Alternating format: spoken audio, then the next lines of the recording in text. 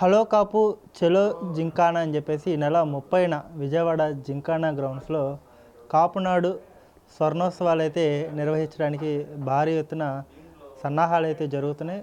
ఇందుకు సంబంధించి జాతీయ కాపునాడు అధ్యక్షులు గాళ్ళ సుబ్రహ్మణ్యం గారు ఉన్నారు. ఆయనతో మాట్లాడే ప్రయత్నం అయితే చేద్దాం. అసలు ఎందుకు ఈ 50 ఏళ్ల స్వర్ణోత్సవం ఎందుకు చేయాల్సి వచ్చింది, ఈ సభ ద్వారా ఎలాంటి సందేశాన్ని అందిద్దాం అనుకుంటున్నారు అనేది ఆయన మాటలను అడిగి తెలుసుకునే ప్రయత్నం చేద్దాం. ముందుగా 50 ఏళ్ళు అవుతున్నందుకు జనచైతన్యం తరపున ప్రత్యేక అభినందనలు సార్. ఎందుకు స్వర్ణోత్సవం మీరు నిర్వహించబోతున్నారు, దీనికి గల కారణాలు ఏంటంటే మీరేం చెప్పుకొస్తారు? గతంలో 1975లో విజయవాడ నగరంలో జరిగిన పరిణామాలను దృష్టిలో పెట్టుకొని ఆనాడు కాపు మూవ్మెంట్ అనేది క్రియేట్ చేశారు. పెద్దలు మిర్యాల వెంకటరావు గారు, మన చెల్లంకుర్తి అంబులు గారు వీళ్ళిద్దరు కలిపి విజయవాడలో కూర్చొని ఆ మూమెంట్ స్టార్ట్ చేశారు. దాని తర్వాత రంగా గారు అనే ఆయన దాని ద్వారా ఒక నాయకత్వంలోకి వచ్చి రాష్ట్ర రాజకీయాల్ని శాసించే స్థాయికి వెళ్ళాడు.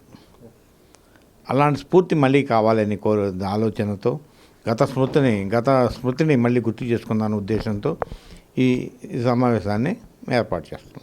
అంటే ఇప్పుడు ఆ స్ఫూర్తి కొరవడిందా కాపుల్లో? లేదంటే ఒక నాయకుడేమో మాకు పలానా నాయకుడు ముఖ్యమంత్రిగా ఉంటే చాలు, మేము ఆయనకే మద్దతు తెలియజేస్తామని చెప్పేసి ఒక నాయకుడు సంఘీభావం తెలియజేస్తాడు.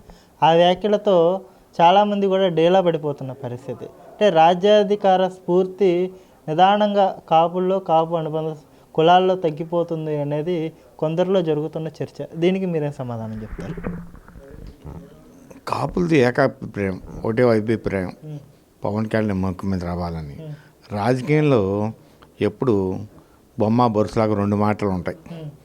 బొమ్మ దగ్గర ఒక మాట ఉంటుంది, బొరుసు దగ్గర ఒక మాట ఉంటుంది. అంటే ఇది సహజం.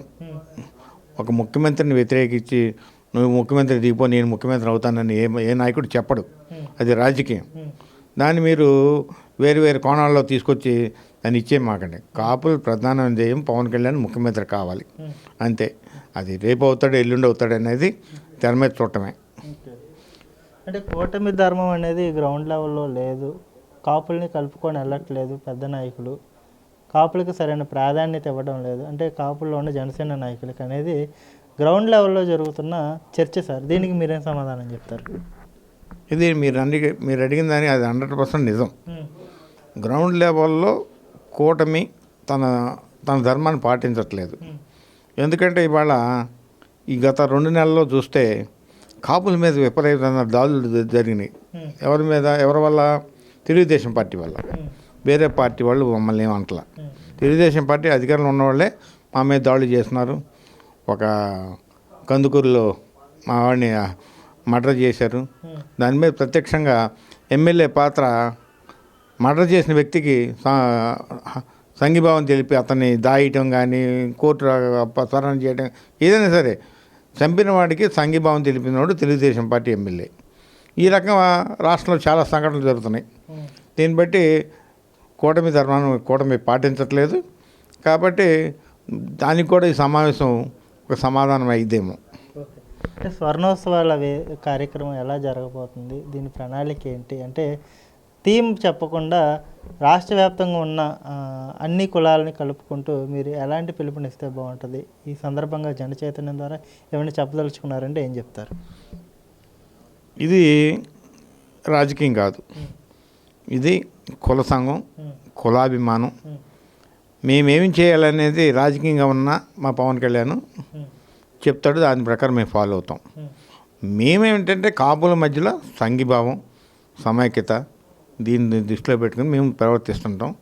దానికోసమే తప్ప దీంట్లో వేరు వేరే రాజకీయాలు చూడలేదు. దీనికి డిసెంబర్ 26న స్వర్గీయ వంగవీటి రంగా గారి వర్ధంతి కార్యక్రమం జరగబోతుంది కూటమి ప్రభుత్వం వచ్చినాక. దాన్ని దృష్టిలో పెట్టుకొని ఏమైనా యాక్షన్ కమిటీ కానీ, ఇప్పుడు వారసురాలుగా నేను కూడా రాజకీయాల్లోకి రాబోతున్నానని చెప్పేసి ఆశా కిరణ్ కూడా ఒక స్టేట్మెంట్ అయితే ఇచ్చింది కదా. ఈ పరిణామాలన్నీ కూడా ఈ సభా వేదికగా ఏమైనా సమాధానం చెప్పే పరిస్థితి ఉంటుందంటారు? అసలు ఇలాంటి వాటికి రంగా గారి సబ్జెక్ట్ అనేది ఈ వేదిక మీద రాదు. ఎందుకు రాదంటే రంగా వరకే ఆయన తలుచుకోవటం, ఆయన స్మరించుకోవడం చేస్తాం తప్ప ఈ వారసుల గురించి మాట్లాడే ప్రసక్తే ఉండదు అక్కడ. ఎందుకంటే వారసులు వాళ్ళు నిరూపించుకోవాలి ఎవరు వారసుడు అని. అందుకని అది మాకు సంబంధించిన క్వశ్చన్ కాదు ఇది. దానికి మీరు సమాధానం చెప్పాల్సిన పని కూడా లేదు. అది ఏం చెప్తారు సార్ రాష్ట్ర వ్యాప్తంగా ఉన్న కాపునాడు సభ్యులందరికీ ఈ సందర్భంగా?